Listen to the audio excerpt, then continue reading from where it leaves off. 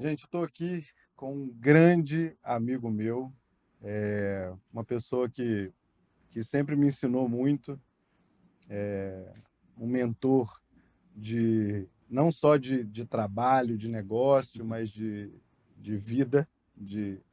É muito bom você estar com amigos, né? Assim, isso para mim faz muito sentido e não poderia deixar de convidar meus amigos para me ajudar a ajudar novos empreendedores a montarem suas histórias, inovarem dentro dos seus negócios. E a ideia do livro é essa, né? É a gente construir juntos um caminho melhor, um mundo mais legal, né? Para se viver, porque tem que ser legal, não dá para ser chato pra caralho, né? Então, o Arthur, eu conheci o Arthur como CEO da JR Diesel, uma empresa familiar fundada pelo velho, né? O velho que a gente está falando é Geraldo Rufino, uma pessoa que me ensina e me ensinou muito também, seu pai, nossa senhora, uma loucura, assim, quando eu estava vindo para São Paulo, ele falou assim, Felipe, saiba que aqui você tem uma casa. E ninguém me falou isso quando eu estava mudando para São Paulo, só seu pai. E, enfim, acompanhei o Arthur na trajetória pela JR, e aí o Arthur me liga um dia e fala assim, mano, estou montando outro rolê, outra história, chama Octa, uma empresa de tecnologia, caminha no mesmo segmento, né, da JR, mas é outro rolê, uma parada super inovadora. E aí estou lançando um livro também que chama Inovação para Não Inovadores. Você foi, caralho, que hora que você dorme, meu filho? Então, mano, obrigado por estar aqui. Sempre. Satisfação imensa. Vou começar com quem que é o Arthur, né? Quem é o Arthur na origem, na essência, de onde é que você veio? Isso acho que é o que mais importa. Eu sou... Por muito tempo eu me via como um filho do Geraldo. E acho que alguma coisa, uma pressão que eu recebi muito grande ali no meu começo ali, porque ele era a grande referência, né, de empreendedorismo dentro da família, a pessoa que deu certo, etc. E eu carrego o primeiro nome dele. Então, eu sou o Geraldo Arthur Rufino, né? Ah, é? A gente Caraca, não não sabia fazia isso, né? não. Caralho, que legal. Então, a pressão foi muito grande, foi uma jornada grande de descobrir que eu era o Arthur, que eu tinha ali, né, a minha pegada. Então, eu sou o Arthur Rufino, eu sou o cara que veio muito configurado para questionar as coisas. Na minha fase um eu era o questionador chato, que não era propositivo. Na fase 2 eu entendi que eu precisava propor, eu precisava trazer uma coisa diferente para transformar. E eu fui um moleque que sempre foi muito noiado com, eu não sabia que essa era a palavra, mas com impacto. Como é que eu consigo ajudar as pessoas, como é que eu penso a questão da natureza, as questões básicas que a gente olha em algum momento na escola, eu incorporei isso muito forte. E eu aprendi muito depois que o empreendedorismo seria uma ferramenta muito boa para causar esse impacto. O Então, que não é eu olho normal muito também, nessa né? pegada, né? Assim, o que não é normal também, né? Assim, a galera, a molecada mais nova, né? Hoje em dia, Uhum. já vem com esse chip mudado, né? Total, total. Preocupações, né? Diversidade, inclusão, ESG, né? A Exato, molecada já nasce com o chip do ESG. exato. Na nossa época, não, né, cara? Não, eu sempre fui esquisito, assim, para minha família, para os meus amigos, etc. Então, para mim, fazia muito sentido ter esse olhar, né, de como ajudar, mas fazia pouco sentido pôr a mão no bolso para fazer isso, porque Uhum. eu achava, pô, eu posso ficar milionário, trilionário, porque eu não vou fazer o suficiente. Uhum. Então, eu precisava, só que eu não entendia como resolver essa parada, né? Então, foi muito na minha jornada ali, como ainda o cara de canto na JR Diesel, até realmente começar a inovar esse negócio extremamente tradicional e depois entender o impacto que ele causava, eu falei assim, puta, é isso. Agora eu peguei tesão na brincadeira, nunca quis ser empreendedor até aquele momento, nunca quis suceder meu pai, nunca quis fazer nada do que todo mundo olha, eu falei assim, nossa, vamos com garra, vamos para cima, não sei o quê. Eu não nasci com garra. Eu não sou o cara que naturalmente se joga, não sei o quê. Então, tem uma ótima escola em casa, mas de uma coisa que eu não queria fazer. Então, é uma pegada Surreal. diferente ali, isso aí. E quando você entra na JR, assim, qual que era o tamanho? Como é que você entregou depois? Quanto tempo você ficou? JR é uma história legal, porque eu entrei na JR lá em 98, 99, a primeira vez. E era uma empresa no perfilzão do meu pai, em ascensão. Uhum. A gente estava abrindo concessionária de veículos já, de caminhões, não sei o quê. Esse investimento deu super errado, quebrou, faliu, e a JR Diesel, que é a desmontagem de veículos, absorveu essa falência. E foi bem na época que eu e meu irmão estava virando dois imbecis, assim. Porque meu pai e minha mãe vieram de favela, meu pai e minha mãe não tiveram porra nenhuma lá no começo e queriam dar tudo e mais um pouco pra gente, né, na nossa adolescência. Então a gente estava virando dois idiotas. Então foi muito bom pra gente, para dar um reset ali na forma de educação. A gente também aprendeu o negócio da família na dificuldade, não foi com grana para investir. Porque essa foi a vez que seu pai se fudeu legal. Foi grande. Foi 2002, 2003, foi quebra violenta, assim. Ele foram fala, 5 anos de recuperação ali. 16 milhões de dólares. Foi brutal, assim. Surreal. E foi de, sei lá, a gente desmontava 90 caminhões por mês na empresa, foi para um. E esse um, não é que tinha dinheiro para comprar esse um. A gente começou a desmontar a estrutura metálica da empresa, jogar na sucata, pegou o dinheiro da sucata e comprou um caminhão. Então foi muito legal essa reestruturação, porque ela foi a nossa faculdade, ela foi a nossa escola. Então, a gente entra cedo na JR, mas ainda muito moleque, muito imaturo, muito idiota ainda. A gente estava numa reformação, né?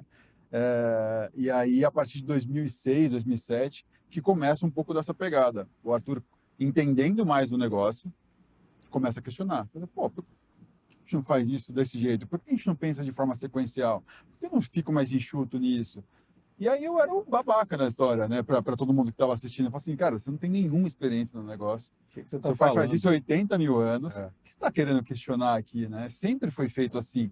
E tinha uma coisa que, assim, eu não lia. Eu nunca fui de ler. Mas me incomodava muito, sempre foi feito assim. Assim, se sempre foi feito assim, tá errado. Eu tinha isso comigo, mas não entendia por quê ainda. Eu ia chegar lá. Chato, né, cara? Eu era um cara chato. Meu pai me chamava de oposição.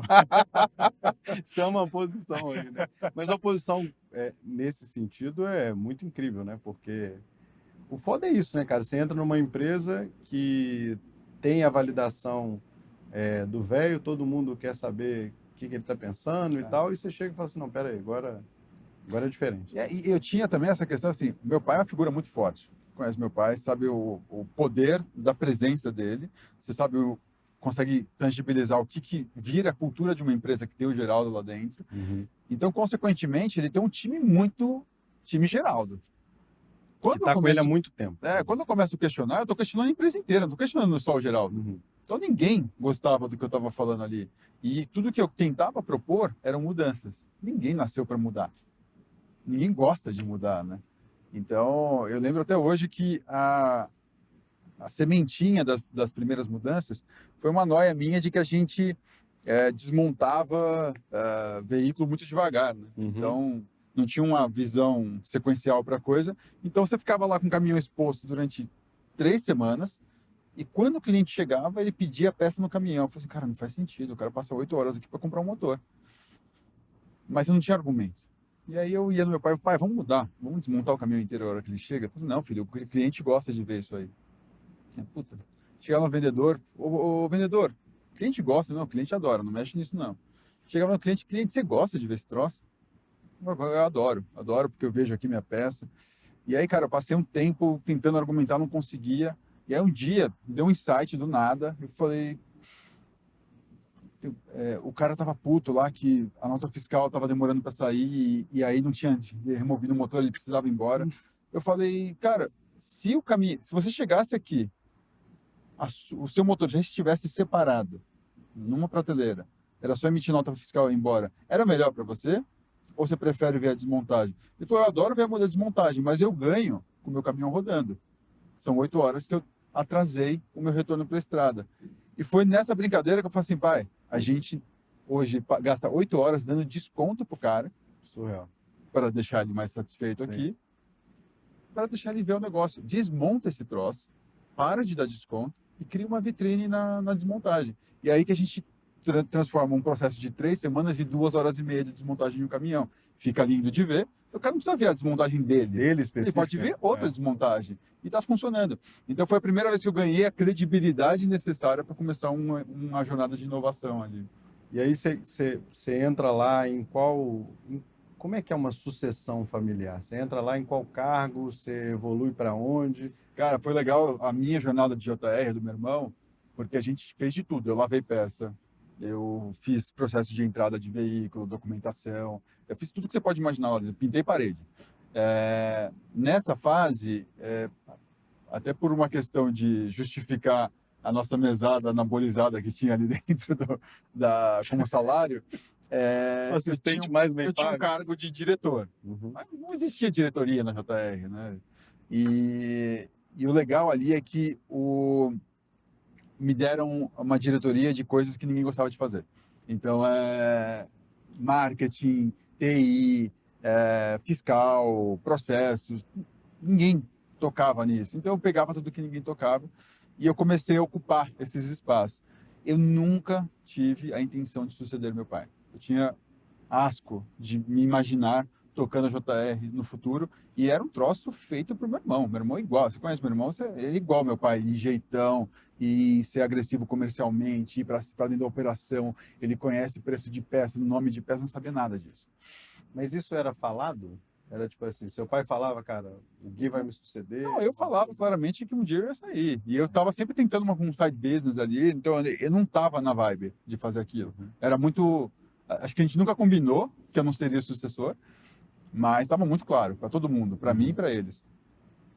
E aí começou inovação aqui, inovação ali, e aí transforma isso, traz aquilo, e aí a gente começa a inovar muito através da comunicação. Como que eu comunico o desmanche, como que eu entendo a etimologia da palavra. Aí eu fui para o dicionário, desmanche é uma atividade ilegal no Brasil.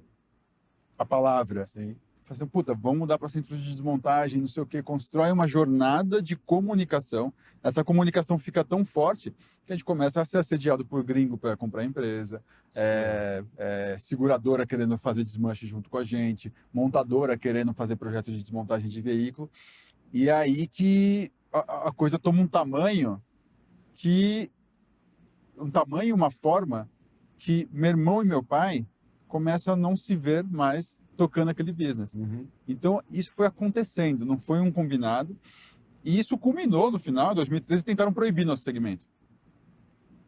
O desmanche de veículos ilegal estava muito forte. 70% dos latrocínios no estado de São Paulo estavam relacionados a roubo de carro. E aí os caras falavam, 70%. E aí os caras falaram, proíbe essa porra, velho. A gente tá matando gente aí por causa de roubo de veículos. E aí a conta que os caras não fizeram é que o roubar carro já era proibido. Não adiantava você criar uma lei para falar que não podia desmontar o carro roubado. E aí tudo que eu tinha construído ali em 5 anos de redesenho de processo, etc., controle de rastreabilidade da peça, da onde veio essa peça? Veio desse caminhão aqui. Eu fui lá e doei para o governo, junto com essa turma que eu já estava, institucional, que estava construindo esse relacionamento, e a gente construiu a lei do desmanche de 2014.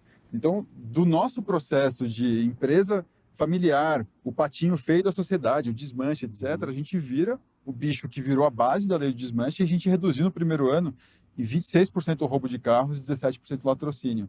E aí, aquele negócio que eu arrastava desde criança, eu falei assim, caralho, eu salvo vidas. Surreal. Com um negócio que faturava ali seus 40 milhões de reais. Não era um negócio de outro mundo. Não era... não tinha tamanho para chamar atenção, não sei, em qualquer mercado que você entrasse, 40 milhões por ano. Mas de reduzir 17% de latrocínio num estado do tamanho de São Paulo, cara, é brutal. Brutal. É muito grande. E aí eu falei assim, agora faz sentido, agora ninguém me segura. Agora eu vou suceder essa porra. Então foi muito esse processo que me levou à sucessão. Descobrir um propósito atrás daquilo que eu fazia. Porque até aquele momento do resultado da lei, que foi ali julho de 2015, não tinha nenhuma intenção de fazer isso. Para a turma que vai suceder, que quer suceder, enfim, que trabalha em empresas familiares, qual que é a dica que você dá? Terapia. A melhor de todas. Eu faço terapia acho que desde 2006 e acho que sem a estrutura de inteligência emocional que eu adquiri através da terapia, eu tinha mandado todo mundo se ferrar. Eu não teria tido paciência para respeitar o tempo das coisas, o tempo de amadurecimento de uma ideia junto com meu pai. Eu não teria desenvolvido a minha comunicação para conseguir induzir, no melhor sentido da palavra, o meu pai às ideias que eu gostaria de implementar. Eu não teria a humildade de trazer pedaços da cultura do meu pai ou das ideias dele para dentro dessas minhas ideias. Eu seria o arrogante falando, não, eu sou inovador, vou atropelar tudo que tem na frente. Eu não teria esse respeito ao legado da empresa. A empresa não chegou naquele ponto sem os skills dela ali. Ela tem 1 milhão de qualidades. Meu pai tem o direito à arrogância, inclusive, de falar, eu sei essa porra. Uhum. Então, como é que você lida com essa arrogância? É terapia, cara, inteligência emocional. Então, uma coisa que eu aprendi forte dentro da sucessão, das boas sucessões, é que já que você pulou a etapa de ter que empreender do zero negócio suando que nem um louco, você vai ter que suar que nem um louco para empreender a sucessão. Então, é responsabilidade do sucessor a sucessão. Um empreendimento. É um empreendimento. Então, seu pai, sua mãe, seu tio, não sei quem é o seu potencial sucedido, essa pessoa tá nem aí se você está confortável ou não, e ela não tem que estar preocupada com isso. Uhum. Eu acho que o sucessor ele tem que se desenvolver, seja estudando, seja indo para terapia, seja meditando, escalando algum monte aí. Você precisa entender qual que é o seu rolê para vencer aquelas questões, porque hoje a gente está falando da sucessão de um familiar seu, e algum dia, se tudo der certo, você será sucedido. E qual que vai ser a sua carga em cima desse processo? Então aprende, se vira, vai para cima, lê, estuda, conversa com alguém, vai para terapia, porque no final do dia, quem precisa criar a bolha confortável para o sucedido é você. Com meu pai, eu precisei criar um propósito de vida novo para ele. O propósito de vida dele era ir de manhã para a JR. Não era salvar a vida, não era o meio ambiente, não era grana. Você conhece meu pai não é o cara que precisa comprar coisas, né? Não era grana. Meu pai era estar lá, meu pai tinha paixão por estar lá. E sem querer, eu fui ensaiando ali novos propósitos. Então, eu falei, e foi uma questão de interesse, né? Eu precisava me livrar dele, no melhor sentido da palavra. Eu precisava tirar ele de dentro da empresa. Como que eu otimizo o tempo do meu pai, né? Então, naquele momento, eu via que ele gastava muito tempo dele recebendo amigos na empresa que iam lá chorar as pitangas. E aí o cara passava metade do dia lá. Eu falei assim, negão, vamos otimizar esse troço. E aí eu comecei a pegar muito dos rolês que ele fazia com os amigos e transformar num blog, chamava Otimamente Bem. E aí o Geraldo começou a escrever. Escreve. Começou a escrever? 2013, 2013, eu acho isso. Não era esse cara bombado que a gente conhece? Zero, ninguém conhecia. Meus amigos no Facebook curtiam lá. Aliás, quando ele tinha muito alcance, 2.000 pessoas liam um post, né? E ele pirou naquilo. E aí, daqui a pouco, a gente criou uma conta para ele no Facebook e, sei lá, ele ficou com 10 mil seguidores. Sei lá, talvez menos que isso. Ele achou incrível aquilo. E aí, você conhece o Marcelo Scherto, da franquia. E aí ele estava com um cliente grande aqui no Brasil, uma multinacional, e falou, porra, a comissão de vendas dos caras está uma bosta, eu vou chamar o negão. E contratou meu pai para dar uma palestra. Ali nasceu o Geraldo palestrante. Foi tudo meio planejado, meio ao acaso, mas em 2022 ele deu 310 palestras. Ele virou uma máquina de fazer palestra. Rockstar. Publicidade, não sei o quê. Acho que ele deve estar beirando. Já passou 2.600.000 seguidores no Instagram. Surreal. E eu falo que ele é a minha startup mais bem sucedida. Mas meu empreendimento eu consegui não só consumir o tempo dele para que eu conseguisse executar algumas coisas na empresa que não seriam possíveis com a presença dele, mas eu dei outro propósito de vida dele. Não tem nada que ele goste mais do que dar palestra para uma pessoa, 1.000 pessoas ou 100.000 pessoas. Não importa o número. Se ele sente que ele está naquele impacto ali, ele está feliz. Então, é propósito. Você vê que um cara que estava 1000 anos naquele segmento, nunca se viu viajando. Meu pai não viaja, meu pai não conhece o mundo, meu pai não conhece nada. Mas fala para ele que vai ter uma palestra no interior do Acre, Ele vai. ele vai. Surreal. Irmão, como é que começou? Primeiro, assim, de onde é que veio a ideia da Octa? E da ideia até primeira contratação, viabilização do negócio, como é que foi esse passo a passo? Cara, a Octa virou uma... Seu segundo empreendimento, né?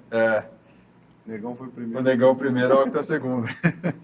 A Octa, ela nasceu, o embriãozinho mesmo, ele surgiu quando eu comecei a me incomodar com o fato de que eu tinha esse propósito, né? Eu me sentia com o poder de tornar o roubo de carros em algo inútil no Brasil. Uhum. Só que esse poder, eu comecei a sentir que ele era reduzido se eu focasse minhas habilidades na JR Diesel. Eu precisava consertar o mercado, não a JR. Então eu precisava dar potência para o meu concorrente. Uhum. E era uma ideia muito louca. Meu pai provavelmente me mataria se eu fizesse isso de dentro da JR. Mas ali, a partir de 2018, que começou a formar na minha cabeça um desenho de que era esse troço, né? Esse marketplace circular. Quais eram as pontas que o mercado sentia falta, que eu poderia resolver, talvez, através da tecnologia. Então, a partir de 2018, com essa visão mais clara, veio a seguinte questão. Eu não vou fazer esse troço sozinho. Eu posso ter feito uma jornada de inovação incrível aqui como JR, mas não é uma inovação digital. Isso que eu estou falando precisa de escala e grana. É uma grana que eu não vou conseguir tirar da minha família. Não que ela tenha ou não tenha, mas eles não vão topar esse game de ficar financiando um troço até ele dar dinheiro para fortalecer o concorrente dele. Né? Não, é um troço que ninguém nunca viu. É ilógico. Né? E aí eu falei, preciso de um cofundador para esse troço. Então eu passei 2 anos procurando um cofundador. Falei com 500 Felipes que já tinham se ferrado e dado certo ou não dentro dessa jornada de startup que capta dinheiro, que contrata e é baseado em tecnologia, etc. E foi engraçado que 2020 foi o ano que minha vida mudou muito, né? Porque você me conhece, eu sou super reservado. A timidez eu venci muito tempo atrás com a terapia, mas a parte reservada não mudou. Em 2020 eu falei, alguém me deu um tapa na cara do tipo, cara, você sabe demais para não estar compartilhando com a galera durante a pandemia o conhecimento que você tem. A galera está se ferrando aí de ter que fechar negócio, etc., por conta da pandemia.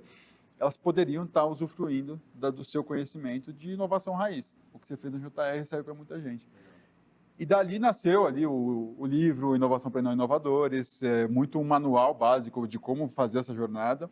Mas eu comecei a fazer muita live e eu comecei a escrever muito no LinkedIn. Sei lá, eu devia ter 1000 seguidores no LinkedIn, ninguém queria saber quem eu era. E eu dei uma explodida na época, acho que eu fui para 20 mil, 30 mil, sei lá, seguidores. E começou live. Numa live que eu fui convidado pela Fisher. A Fisher é uma venture builder, eu nem sabia o que eles faziam, nem entendia muito bem o modelo de negócio, mas eles queriam falar com a galera do empreendedorismo raiz, né, da inovação raiz, já que eles eram da digital. E alguém nos apresentou e nos conhecemos durante a live. E, cara, qual era a descrição do negócio deles? A gente busca empreendedores que manjam muito de uma jornada tradicional, tem uma visão clara de que precisa de uma digitalização naquele negócio, mas não quer percorrer esse troço sozinho. Ele está me descrevendo. E aí, quando eu apresentei o business da JR na live, eles, você está descrevendo um negócio de impacto, que a gente está buscando, escalável e que ninguém resolveu. É uma dor do mercado que ninguém está resolvendo. O mercado é imenso. O mercado é gigantesco. E aí os caras, vamos conversar amanhã? E foi assim, 11 da manhã do dia seguinte da live, eu conversei com o Dani, que você conheceu o Dani, e um mês depois eu estava dentro do escritório deles começando a construir a Octa. Um mês depois eu estava começando a construir a Octa. Mas vamos lá. Com valores que eu sei que você tem. Uhum. Né?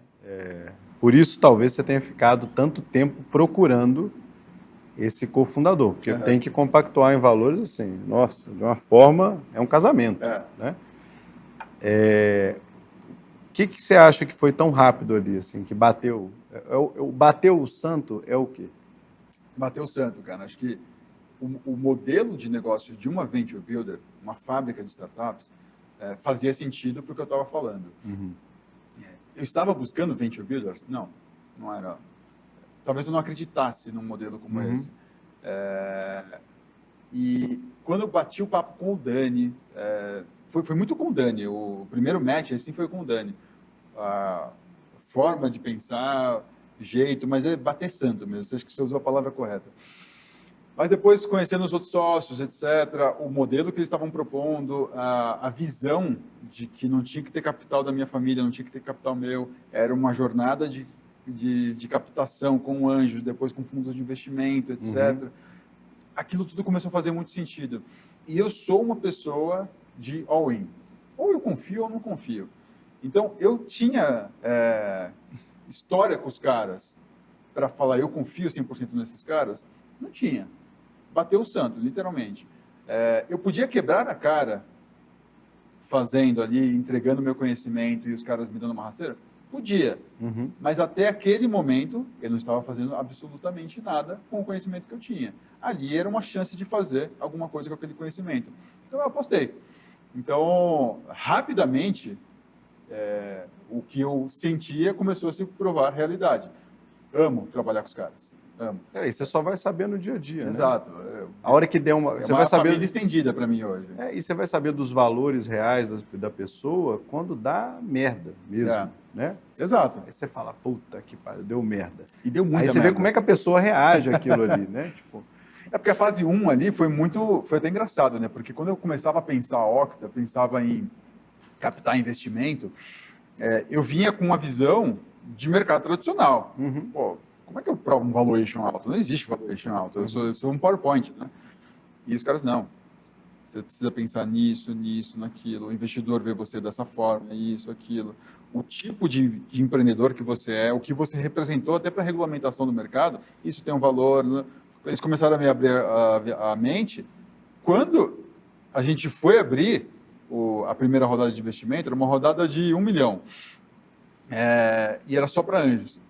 Cara, a gente, sei lá, tinha 10 vagas, né, mais ou menos, em ticket, quando você pensa em ticket médio, a gente tinha, sei lá, 30 interessados. Eu falei, não é possível que a galera tá não tem nada ainda, cara. Isso, eu não tenho nada, eu tenho um PowerPoint, né?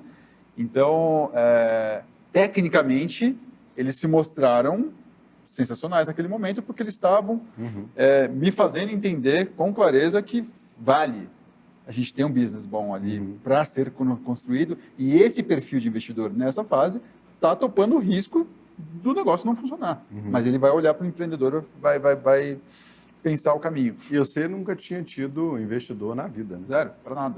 A gente trabalha com desmontagem. Eu vou pegar um empréstimo no banco Quem quer investir nisso? Então, mas do outro lado, quando a gente teve a segunda rodada, eu tive vários desafios, porque daí já era um investidor institucional, que presta contas, tem CVM, tem um monte de cacetada lá que você precisa pensar, e começou a dar pau de due diligence, etc, blá, blá. Nessa hora, que deu merda, eu falei, puta, eu acertei dos sócios. É só aí que você vai saber. Exato. Até o investidor grande, né, que entrou na segunda rodada da Octa, que é a Vox, é um que eu vi no momento da dor ali, foi antes deles investirem. A postura deles, no meio das cagadas que deram, foi animal. Eu falei assim, cara, eu estou com um bom cofundador e eu estou com um bom investidor neste momento. Então, uma coisa que eu aprendi muito com a Octa, a gente está finalizando uma terceira rodada agora, não aceita qualquer dinheiro, cara. Porque vale a pena, esse dinheiro vai morder sua bunda lá na frente. Nossa, ele vem com uma carga tão puxada, né? Custa caro, cara. Ele parece ali que está resolvendo um problema, mas ele custa muito caro ali. Ele não se paga. E qual que é o sonho grande, assim, da Octa? Cara, para onde é que ela vai? Ela está num mercado que ninguém conhece, né? Quando a gente fala de desmanche de veículos, todo mundo lembra disso em página policial, não em página de negócio, né? O Brasil hoje tem um mercado estimado de 4 bilhões e meio em peças usadas para veículos de passeio e veículos pesados. Se você comparar com o Japão, Estados Unidos, ou até países que não são ditos como países de primeiro mundo, mas que a atividade da desmontagem já se desenvolveu, você tem 5% da frota todos os anos virando veículo final de vida e sendo destinado para o centro de desmontagem. Isso no Brasil seriam 5 milhões de veículos. A gente está desmontando só 500 mil. Então a gente tem um potencial de mercado no Brasil de 40 bilhões por ano que a gente simplesmente não aproveita e cria o quê? Roubo de veículos. Então, enquanto a gente não se organiza como mercado para ocupar essa capacidade produtiva e de oferta de peças usadas, a gente está dando espaço para o bandido, a gente está abrindo mão de uma oportunidade ali, né? Então, quando a Octa olha para isso, a gente está literalmente querendo endereçar esses 4 milhões e meio de veículos que não chegam na mão do centro de desmontagem formal. A gente está querendo criar uma base de centros de desmontagem que se propõe a ser escalável. Hoje eles pensam muito familiar. A JR lá de 2006. São várias JRs. Né? Ganho dinheiro, estou bem com isso. Não, mas você precisa pensar a escala, você precisa pensar a formalização. Eu preciso ensinar o centro de desmontagem a ser vendável.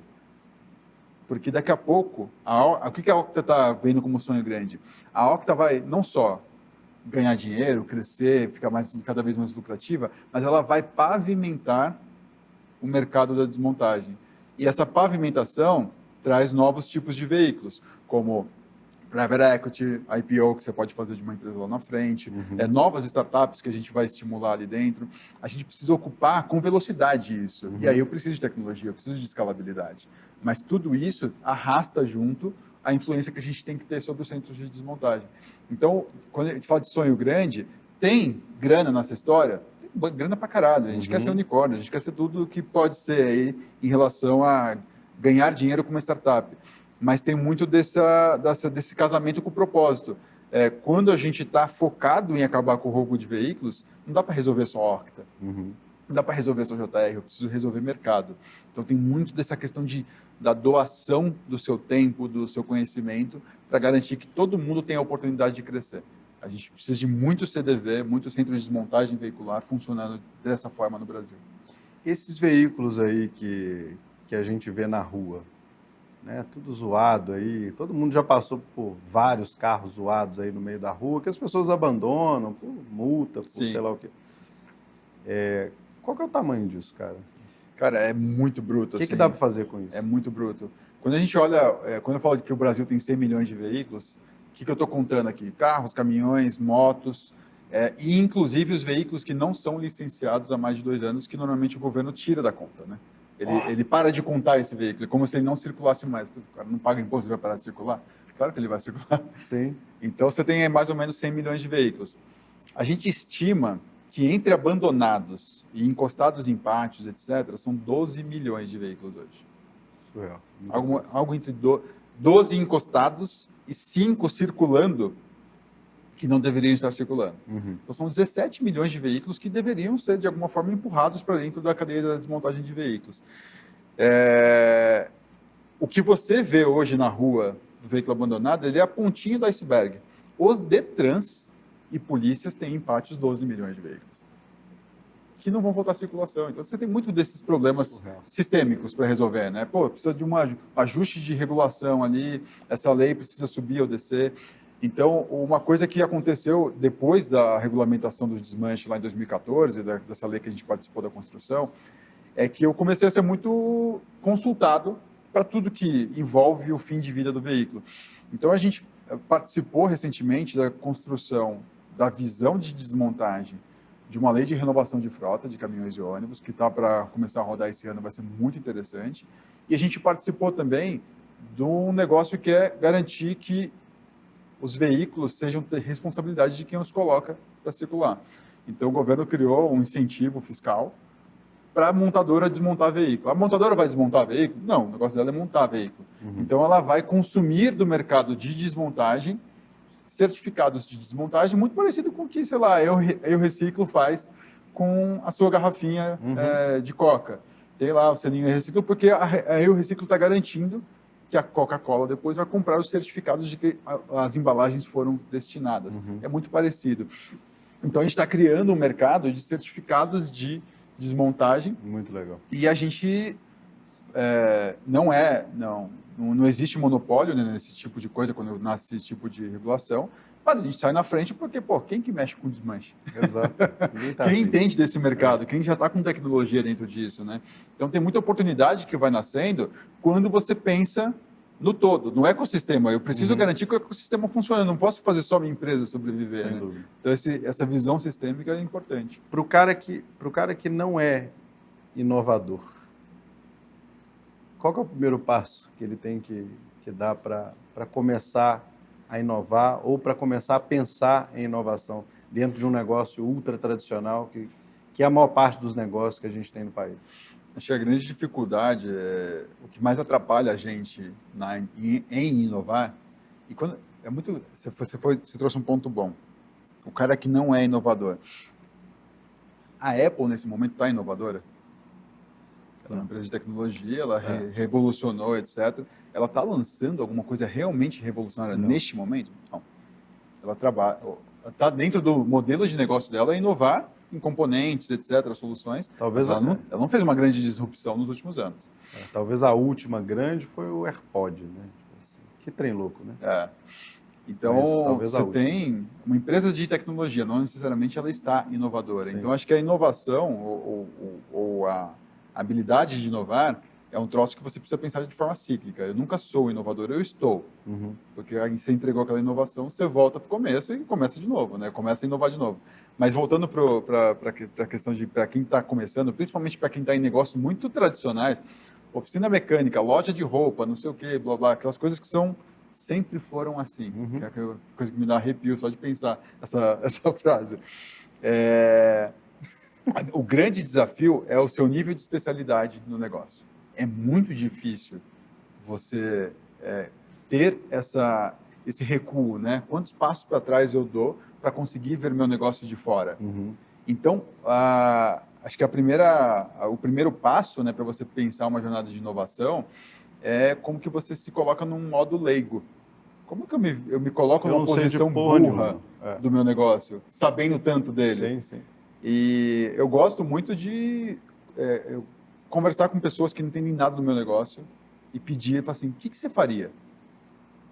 A pessoa normalmente vai me dar uma resposta horrível, que é uma ótima matéria-prima para eu começar a sair dessa bolha, né? Sim. Porque a percepção que as pessoas que não entendem do meu negócio têm sobre o meu negócio é a percepção pura da população geral. Então, ali eu começo a perceber onde estão as falhas da minha comunicação, do meu posicionamento de produto, ou de qualquer frente de inovação que eu possa ter. Então, é o passo mais importante para mim da inovação, você se colocar em modo leigo, e é o mais difícil. Eu gosto muito do exercício que eu faço com a turma quando eu estou em algum tipo de mentoria, pegar, sabe o tio Zé, a tia Maria, do interior, que assim, não teve acesso a estudo, a sua avó, que teve uma vida muito simples, etc. O dia que você conseguir explicar o que você faz e o que você quer fazer para essa pessoa, você chegou no modo leigo. Qualquer pessoa consegue entender o que você quer fazer. Então, se você chegar com KPIs, não sei o quê, porque a gente vai revolucionar, a gente vai criar escalabilidade. Inglês, né? Todo mundo tem que falar inglês. Irmão, ninguém vai entender essa porra. Então, se a tia Maria, o tio Zé, lá do interior, que você não fala com eles há 15 anos, eles não fazem a menor ideia do que você está fazendo. Eles entenderem o que você quer fazer, você chegou no modo leigo e você está na base necessária para começar um processo de inovação. Falamos de inovação, a beça. Inclusive, comprem Inovação para Não Inovadores. E assim, vou juntar as coisas, mas inovação e crescimento na minha vida teve uma relação muito próxima. Né? Primeiro que eu comecei a pensar assim, cara, eu quero ser first mover nas coisas, eu quero me movimentar primeiro do que as pessoas, eu quero olhar para o futuro das coisas, isso me movimenta, isso me deixa feliz. No seu caso, muito parecido, com uma história de impacto muito forte, né? Assim, eu quero realmente impactar muita gente. Resumindo, assim, que inovação tem a ver com crescimento e qual que é o segredo do crescimento na sua visão? Cara, eu acho que a inovação é uma das formas de crescimento, né? Você pode crescer por grana, você pode crescer por, às vezes, sorte, né? Puta, viralizou um troço meu sem querer. Mas eu acho que a inovação, ela tem uma questão que ela é uma das formas mais consistentes de crescimento, porque tem muita gente que acaba crescendo por domínio do mercado, né? E o cara fica tentando fazer com que o mercado não mude para que ele continue crescendo por esse domínio. E isso cai. E a inovação, acho que é o melhor seguro que você pode ter para continuar crescendo. Então, eu acho que ela é uma ferramenta de manutenção do crescimento. E acho que se eu fosse apostar num segredo para a inovação, para o crescimento, eu falaria de ter a clareza do porquê. Do porquê crescer, né? Qual que é a visão que você está perseguindo? Eu vi um troço muito bom esses dias, que o cara falava sobre o CEO virar o CVO, né? O cara que defende a visão da empresa o tempo todo. Então, acho que a empresa que tem, não importa o tamanho, e acho que quanto mais cedo ela alcançar isso, melhor.